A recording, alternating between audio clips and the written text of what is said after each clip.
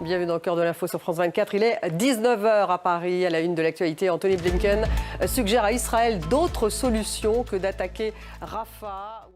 Dans 10 minutes, le débat il est consacré à la guerre en Ukraine alors que Kiev attend l'arrivée de l'aide américaine. On va revenir sur cette décision ukrainienne de suspension des activités consulaires des exilés ukrainiens. Quel impact? On va aussi faire un point sur le terrain alors que l'étau se resserre autour de Chasiv Yar. Les Russes marquent-ils des avancées? Zelensky est-il sous tension, sous pression? Voilà les questions que nous allons poser à nos invités, ça sera dans une dizaine de minutes.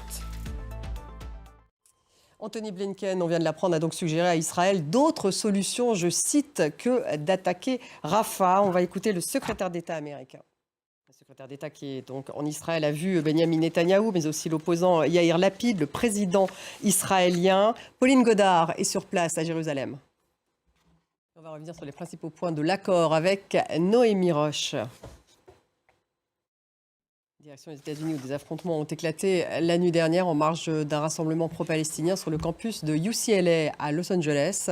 La police est intervenue pour disperser les manifestants et les contre-manifestants.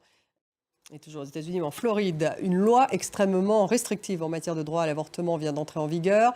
Biden tient son adversaire Donald Trump responsable de ce cauchemar, dit-il.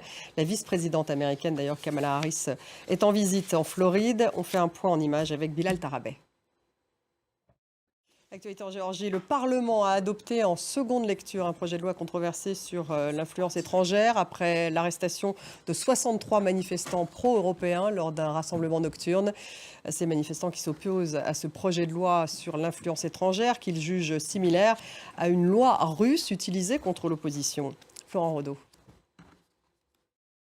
Merci d'avoir suivi tout de suite le débat. Il est consacré à la guerre en Ukraine. Zelensky est-il sous pression en attendant l'aide américaine? La question que nous allons poser à nos invités, c'est tout de suite.